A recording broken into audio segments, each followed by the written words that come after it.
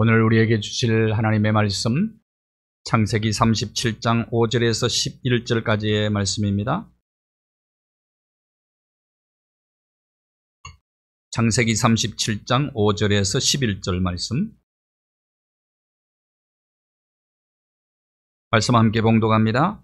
요셉이 꿈을 꾸고 자기 형들에게 말하며 그들이 그를 더욱 미워하였더라. 요셉이 그들에게 이르되 청하건대 내가 꾼 꿈을 들으시오.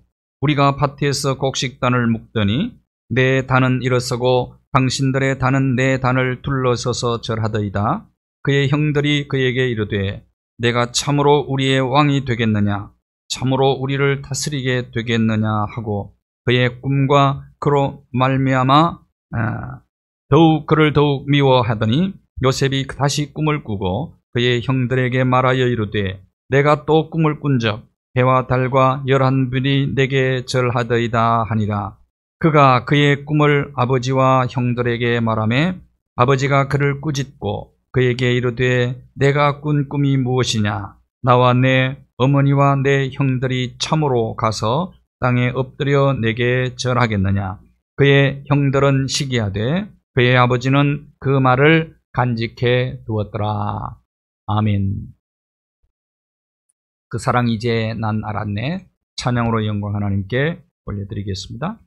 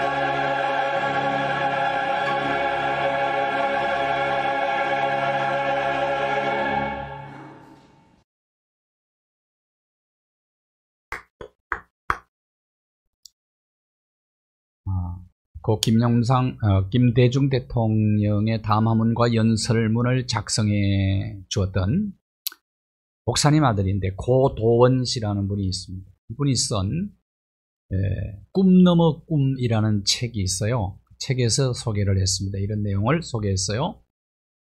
그런 청소년들에게, 젊은이들에게 만나면 항상 던지는 질문이 있었습니다.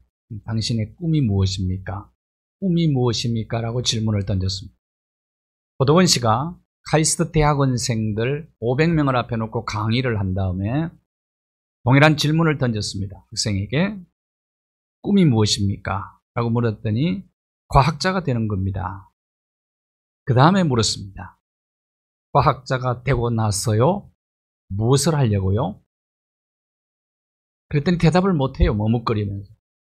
옆에 있는 여학생에게 물었습니다. 꿈이 뭡니까? 교수가 꿈입니다. 그럼 교수가 되고 난 다음에 뭘 할 겁니까? 교수가 되고 난 다음에 꿈이 뭡니까? 라고 질문을 던졌더니 머리를 극적거리면서 대답을 제대로 하지를 못하더랍니다. 그게 꿈 넘어 꿈이 중요하지 꿈 자체가 중요한 건 아니다는 거예요. 그 꿈이 이루어졌을 때 그 꿈이 이루어진 그걸 통해서 무슨 일을 할 것이냐 하는 것이 꿈 넘어 꿈이다. 현대인들의 문제점은 꿈은 꾸는데 꿈 넘에 꿈이 없는 것이 문제다. 이걸 지적하고 싶었던 거죠. 흑인 인권운동가 마틴 루터 킹 목사님이 1964년 노예 해방 100주년을 기념하는 날에 워싱턴 광장에 모인 20만 명에게 한 연설이 있습니다. 그것이 I have a dream이라고 하는 아주 유명한 연설입니다. 그 연설의 일부를 소개합니다. 오늘도 내일도 어려움이 곳곳에 있습니다. 그러나 나는 꿈이 있습니다. 언젠가는 조지아의 붉은 언덕 위에 예전에 노예였던 부모의 자식과 그 노예 주인이었던 부모의 자식들이 형제의 식탁에 함께 둘러 앉는 날이 오리라는 꿈입니다. 언젠가는 불의와 억압의 열기에 신음하던 저 황폐한 미시시피주가 자유와 평등의 오아시스가 될 것이라는 꿈입니다. 나의 내 자녀들이 피부색이 아니라 인격에 따라 평가받는 그런 나라에 살게 되는 날이 오리라는 꿈입니다. 꿈입니다.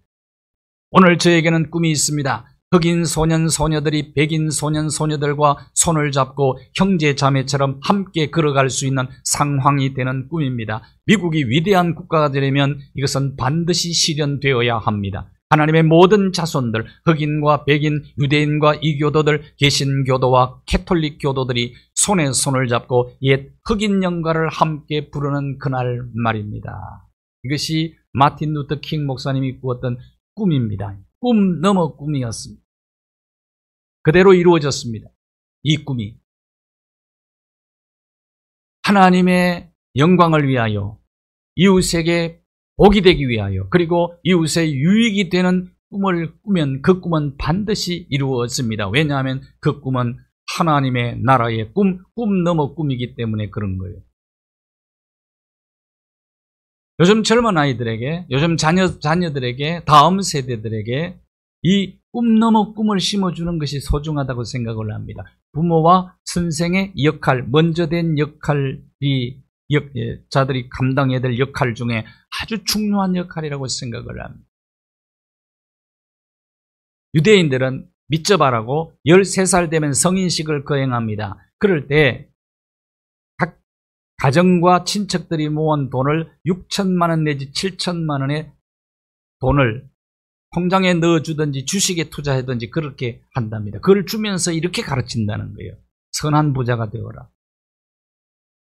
돈 버는 것이 마지막 꿈의 목적지가 아니라는 거예요. 그 돈을 번 다음에 이 돈을 가지고 네가 뭘 할 거냐 이거예요.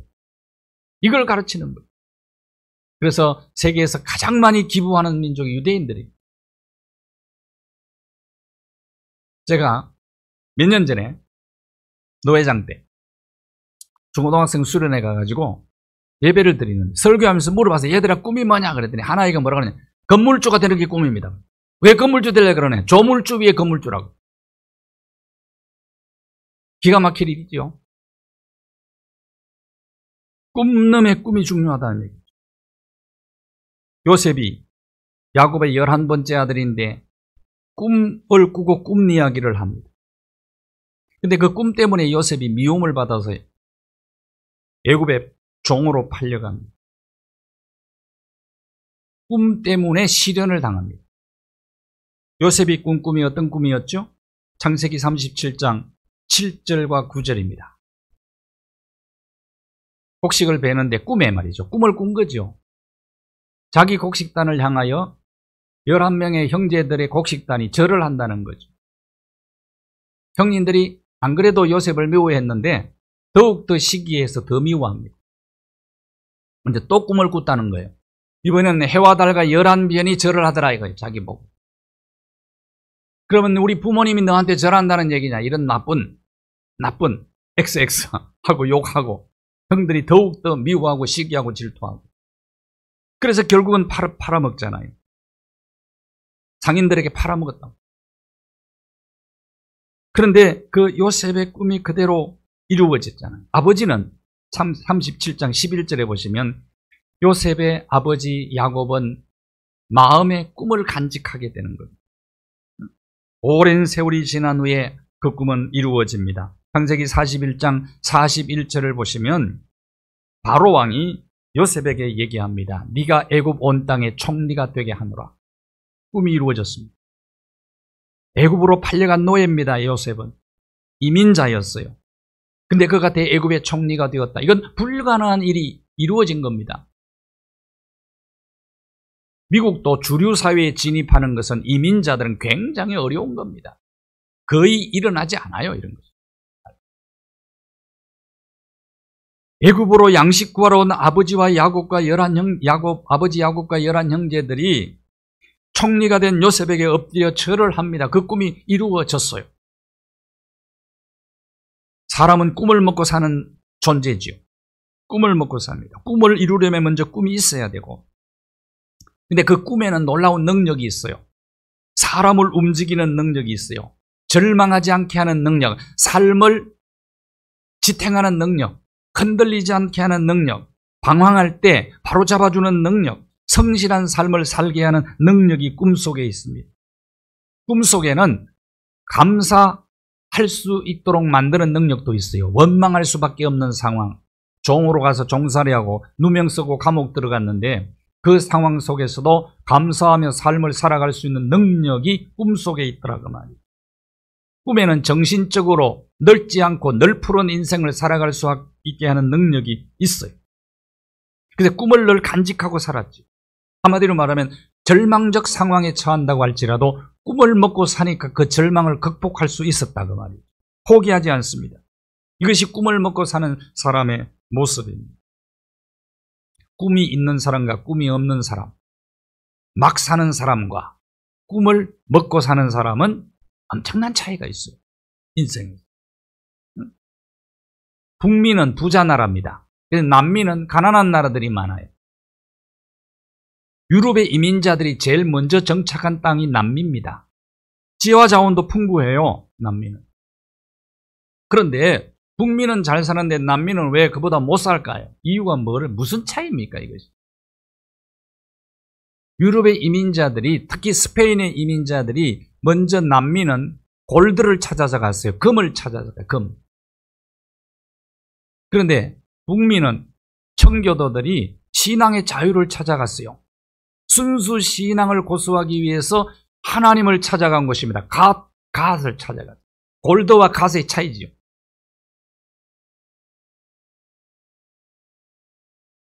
꿈의 차이랍니다. 꿈의 차이, 이것은. 꿈은 사람을 변화시키는 능력이 있단 말이에요. 꿈은 사람을 행복하게 만드는 능력도 있어요. 1994년 우리 교회가 개척하고 난 다음에 4년째 되는 해에 성수대교가 무너졌어요. 그때 많은 희생자를 냈는데 그 중에 학생들이 많았어요. 왜냐하면 등교하다가 다리가 끊어진 거죠. 그 중에 하나가 이성령이라는 학생인데 여대생이었습니다. 21살인데 서울교대 3학년이었어요.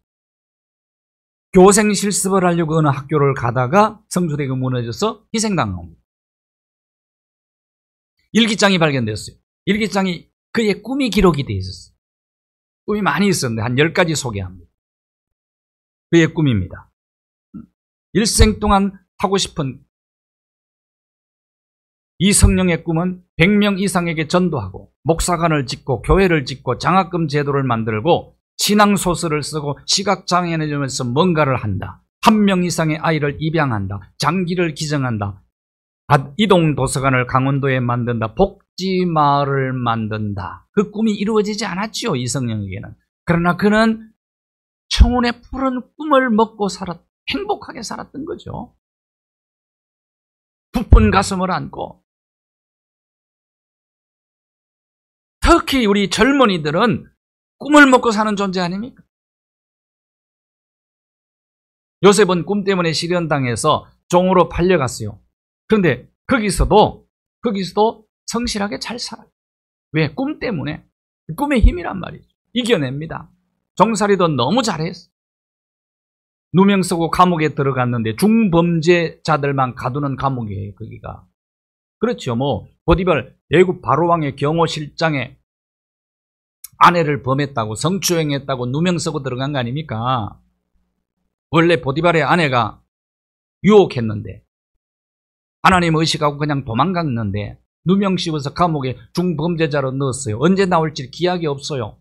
요즘으로 말하면 평생 감옥 생활해야 되는 그런 처지가 되어버린 겁니다. 그럼에도 불구하고 그 억울함을 어떻게 견뎌냈을까요? 그것은 꿈의 힘이에요. 어떤 경우도 꿈이 있는 사람은 포기하지 않는 거예요. 슈바이처 박사의 유명한 일화가 있습니다. 한 청년이 박사님을 찾아왔어요. 선생님, 저도 선생님과 같은 일을 하고 싶습니다. 그때 슈바이처 박사가 젊은이에게 장작 패는 일, 물 길어오는 일, 청소하는 일, 빨래하는 일을 시켰어요. 3일을 견디다 찾아와서 항의를 합니다. 선생님과 같은 일을 하려고 왔는데 왜 이런 일을 시킵니까? 슈바이처 박사가 이렇게 얘기합니다. 나도 처음부터 지금까지 이런 일을 하고 있네. 이 일을 싫으면 떠나야 되겠구만. 결국은 떠나버리고 말았어. 견디는 힘 어디서 생깁니까? 문제는 인생이라는 건 견디는 힘이 있어야 되거든요. 견디는. 요즘 멘탈이라고 그래요. 며칠 전에 우리 동년대나 아니면 나보다 좀 연세가 있는 목사님들하고 만나서 대화를 나눴는데 옛날 교회학교 얘기를 했어요. 교회. 그때 너무너무 재미있어요. 그때 우리는 꿈을 가지고 살았어요. 꿈을 어렵지만 마룻바닥에 앉아서 예배를 드리고 난로가 어디 있어요? 장작 피워놓고 그 난로 옆에 거기도 동화 듣고 그때 선생님들의 동화가 너무너무 재미있었어요. 근데 그때 우리는 꿈을 꾸었어요. 꿈을. 그때가 너무 그립다. 이거. 재밌어. 선생님의 동화 듣고 나면 반드시 불렀던 노래가 있습니다. 아, 재미있어라. 선생님의 이거 늘 불렀어요. 그러니까 동화 감사해서 노래를 불러드린 거예요. 그런 아름다운 추억들. 그러면서 우리가 꿈을 먹고 살았다.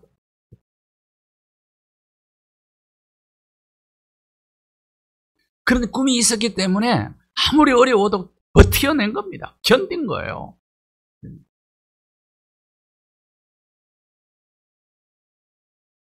많은 사람들이 너무너무 쉽게 포기를 해버려요. 요즘 어렵다고 젊은 아이들이 헬조선 그러는데 도무지 저는 이해를 못하겠어요. 무슨 헬조선입니까? 대한민국이 얼마나 좋은 나라인데. 왜? 견디는 힘이 약하니까 그런 얘기 하는 거예요. 물론 시스템적으로 문제는 있을 수 있습니다만은 대체로 연초에 꿈을 가지고 계획을 합니다. 일주일 지나면 25%가 포기해버린대요. 한 달 지나면 45% 포기하고 연말 되면 85% 이상이 다 포기해버리고 말. 왜? 꿈 넘어 꿈을 꿔야 되는 거예요.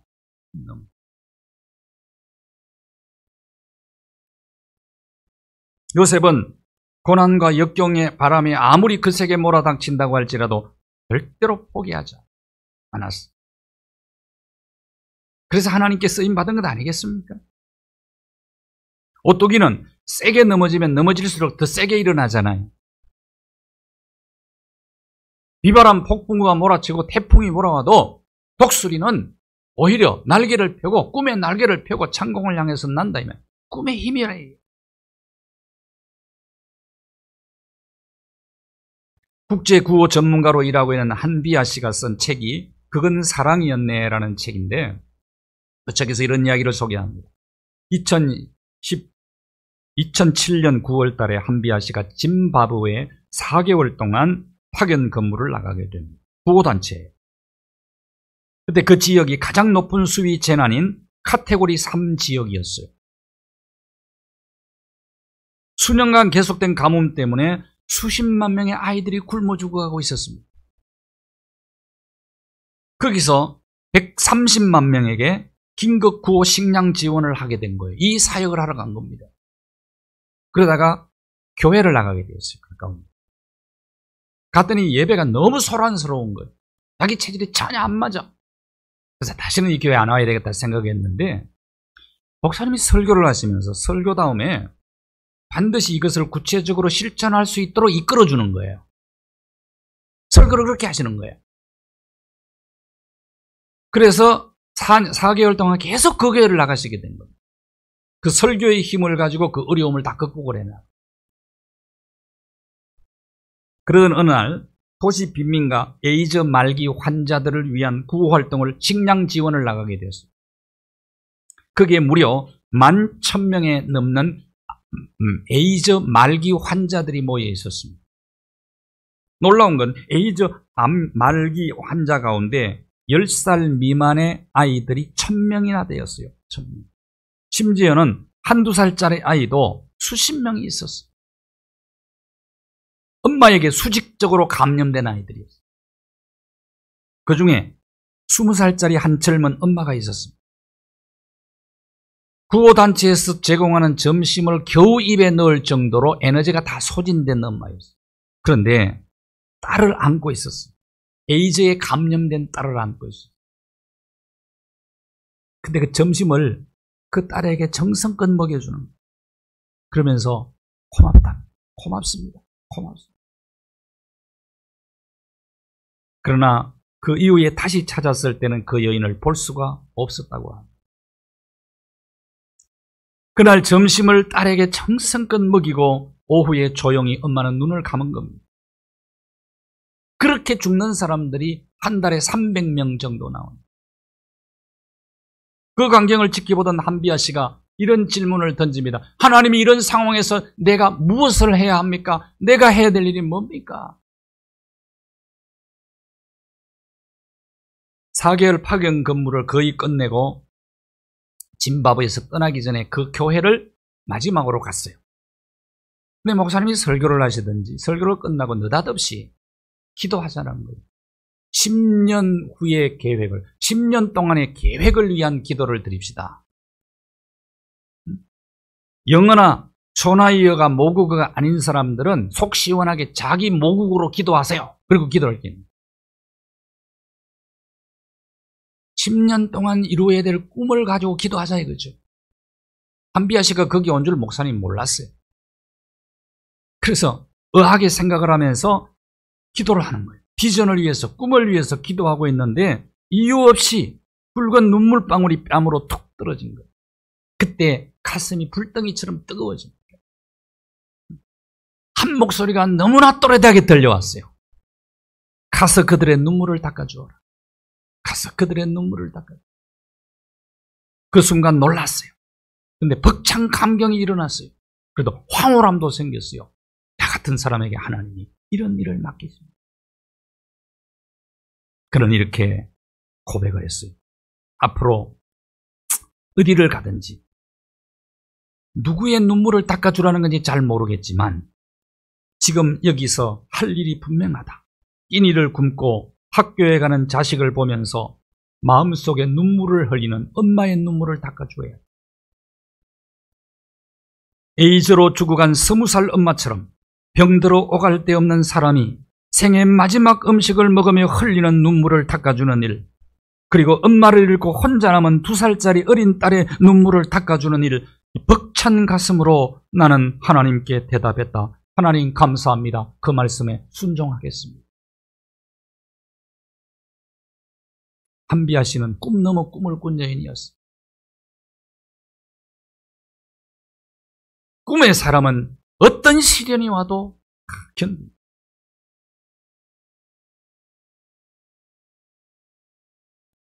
어떤 일을 맡겨도 꿈의 사람은 최선을 다해요.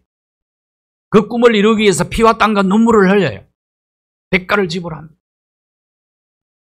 요셉은 몽상가가 아니었습니다. 꿈을 이루기 위해서 억척스럽게 일합니다. 성실하게 일해요. 정직하게 살아요. 그러니까 보디발의 집에 종살이 하면서도 보디발 주인이 그를 전폭적으로 신뢰하고 인정을 합니다. 창세기 39장 6절을 한번 보십시오. 주인이 보디발이 모든 소유를 요셉에게 다 맡겨요. 그가 먹는 음식은 외에는 모든 걸 맡겨요. 음식과 자기 마누라 외에는 다 맡겼어. 그만큼 인정을 받았다는. 감옥에 들어가서 억울하게 옥살이합니다. 그럼에도 불구하고 거기서도 교도소장에게 인정을 받아요. 39장 22절을 한번 보십시오. 교도소장이 옥중 죄수를 다 요셉의 손에 맡기고 재반 행정사항을 다 맡깁니다. 꿈의 사람은 열심히 일합니다. 무엇을 하든지 어디를 가든 최선을 다해요. 감옥 생활을도 성실하게 한 겁니다. 감옥에서 풀려난 뒤에 국무총리가 돼요. 창세기 41장 38절과 40절을 보시면 바로 왕이 요셉을 보고 자기 신하들에게 얘기하는 겁니다. 하나님의 영에 이렇게 감동받은 사람을 어찌 찾을 수 있겠느냐. 내 집을, 이 말은 애굽 전체를 너한테 다 맡기겠다. 인장, 이게 바로 결제 도장 아닙니까? 인장을 요셉의 손에 끼워주는 거예요. 내가 너보다 높은 것은 왕좌, 이 보좌밖에 없다. 영상밖에는 없다. 그리고 다 물려줘. 어디를 가든지 사랑받는 비결이 있습니다. 자기 일에 성실하게 최선을 다하는, 그리고 예의를 잘 지키는, 그리고 친절한 사람. 어디를 가든지 사랑받습니다. 형통의 비결이에요. 하기 나름입니다. 자기 하기는. 어디를 가.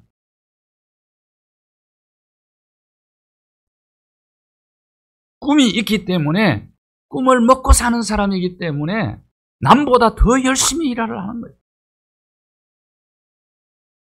꿈을 이루기를 원하는 사람은 감나무 밑에서 감 떨어지기를 기다리는 사람은 절대로 꿈 못 이루어요. 감나무 위에 올라가서 손을 내밀어서 감을 따야 되는 거죠. 일반 국민들이 자가용 비행기를 타고 해외로 나가서 쇼핑을 하는 나라가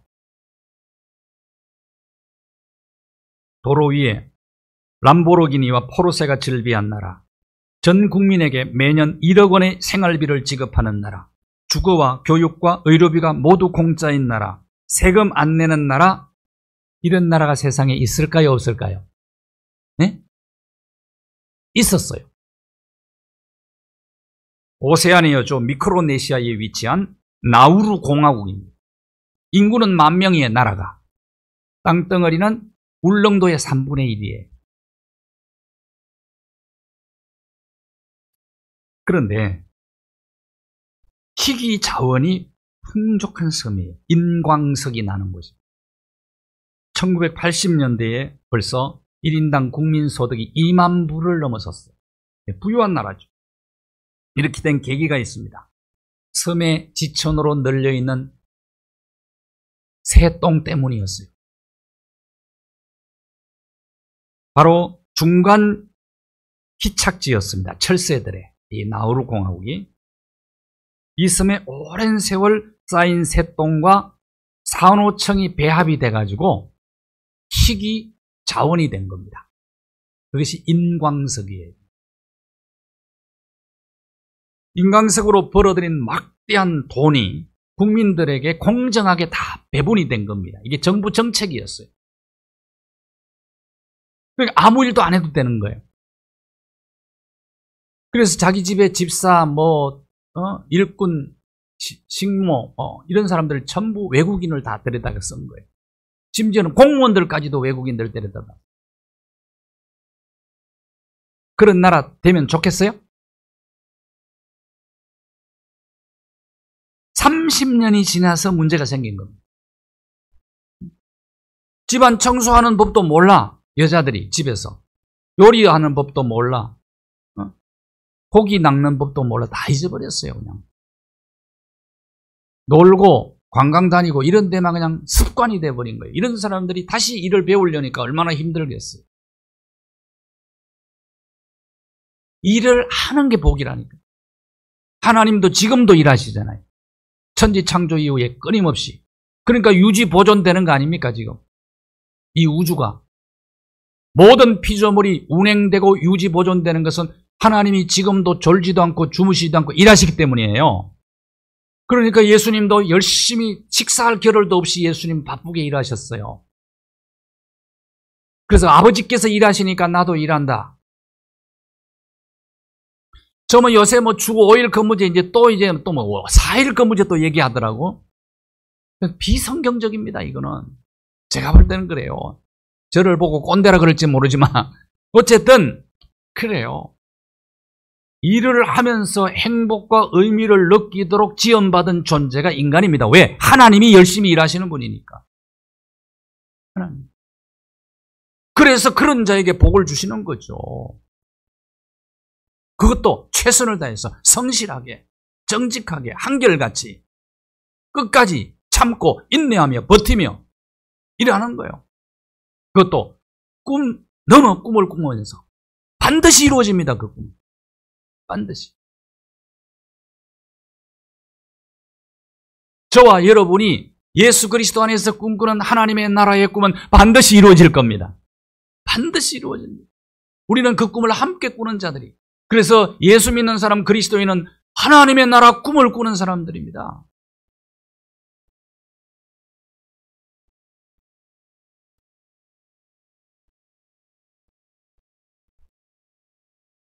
전라남도 시골 어느 작은 마을에서 태어난 영석이라는 아이가 있었습니다.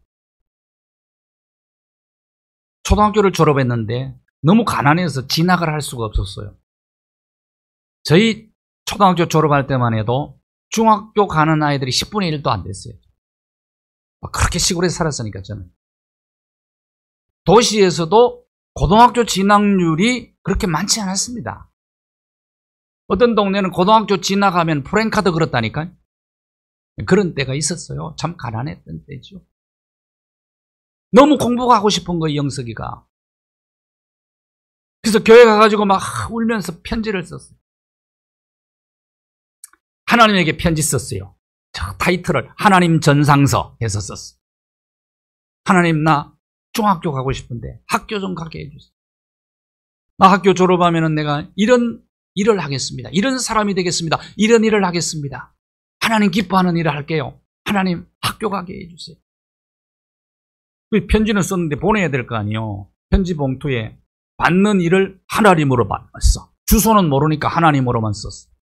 그리고 자기 이름 쓰고 우체통에 갖다 집어넣었어. 그런데 우체국에서 고민을 해요. 고민이 됐어. 이걸 전달을 안 할 수도 없고 하려니까 보낼 때도 없고 이게 문제가 되는 거예요. 하나님한테 어떻게 보내? 그래서 고민을 해. 우체국에서 이제 회의를 했어. 이거 어떡할까? 회의를 하다가 떠오른 생각이 있어. 우체부 중에 한 사람이 그 교회 마을에 작은 교회가 있었는데 작은 교회 목사님 생각이 난 거예요. 이 준묵 목사님이 생각이 났어. 그래서 그 목사님한테 배달을 했어요. 목사님이 편지를 딱 읽는 순간 눈물이 왈칵 쏟아집니다. 그리고 가슴이 불덩이처럼 뜨거워졌어요. 그래서 목사님이 그 아이를 불러서 학교를 보냅니다. 중학교 보내고 중학교, 고등학교 졸업하고 신학대학 가서 졸업하고 신학대학원을 졸업하고 스위스로 유학을 가요. 이분이 가서 바젤 대학에서 신학을 공부해서 신학 박사 학위를 받아와서 어느 모 신학대학의 조직신학 교수가 되었다. 하나님의 나라의 꿈은 이루어지는 거예요. 내가 그 꿈을 이루어서 다른 많은 사람을 복되게 하고 많은 사람을 살리고 많은 사람을 유익하게 하는 그 꿈을 꾸는 자.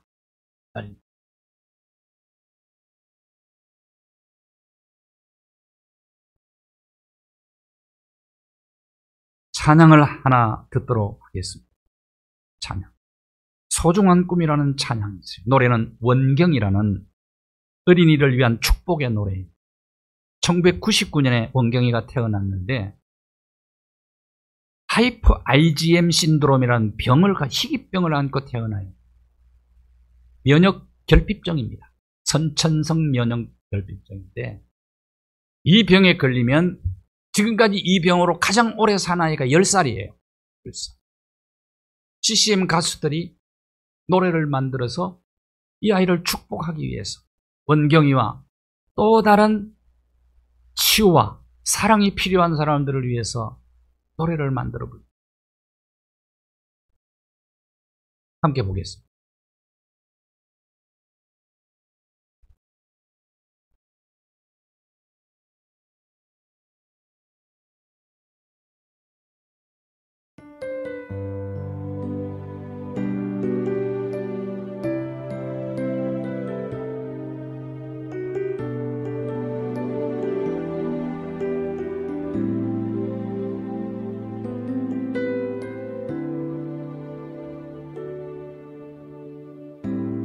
걷는다고 생각하지 말아요.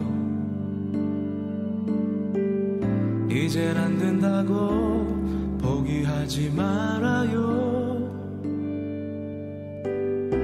우리를 향한 변함없는 사랑은 늘 언제나 함께 하시죠. 살며시 눈을 감고 그려보아요. 어느 비개인 날 오색무직 하루 희망으로 모든 걸 바라본다면 이 세상은 더욱 아름답겠죠.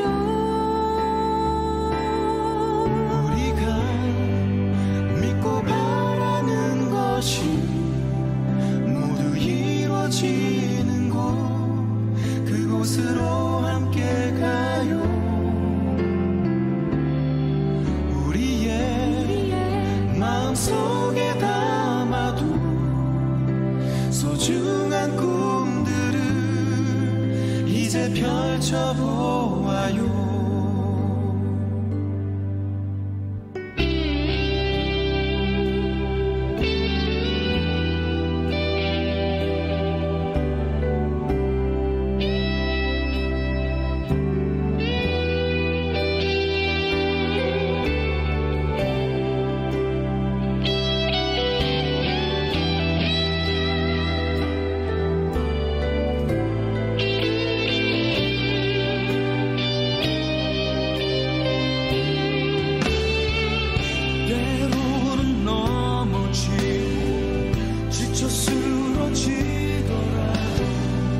결국 낙심하지 말아요. 함께 두 손을 모아 밝은 내일의 꿈을 향해 우리 함께 노래해요.